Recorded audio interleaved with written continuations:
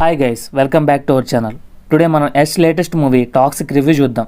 KGF తర్వాత యష్ నుంచి వచ్చిన సినిమా కాబట్టి న్యాచురల్లీ ఎక్స్పెక్టేషన్స్ చాలా హై ఉన్నాయి. మరి టాక్సిక్ ఆ ఎక్స్పెక్టేషన్స్ రీచ్ అయిందా? Let's find out. First story గురించి చెప్పాలంటే ఇది రెగ్యులర్ మాస్ యాక్షన్ మూవీ కాదు.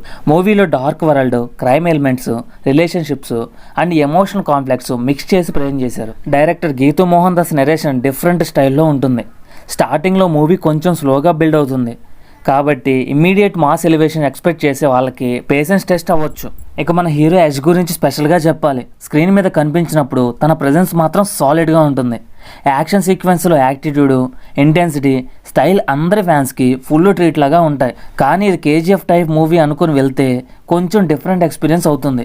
టెక్నికల్ సైడ్లో visuals, production quality and action sequences మూవీకి major plus points.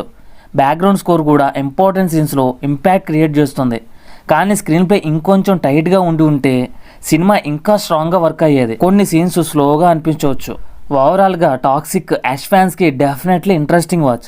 Stylish, dark and different నెరేషన్స్తో ట్రై చేసిన సినిమా. కానీ ప్రతి ఒక్కరికి కనెక్ట్ అవుతుందా అంటే అది ఇండివిజువల్ టేస్ట్ మీద డిపెండ్ అవుతుంది. ఫైనల్గా చెప్పాలంటే toxic is not another KGF.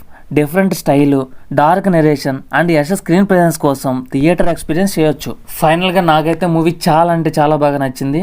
Me toxic movie review ఏంటి? కామెంట్ సెక్షన్లో కంపల్సరీగా చెప్పండి.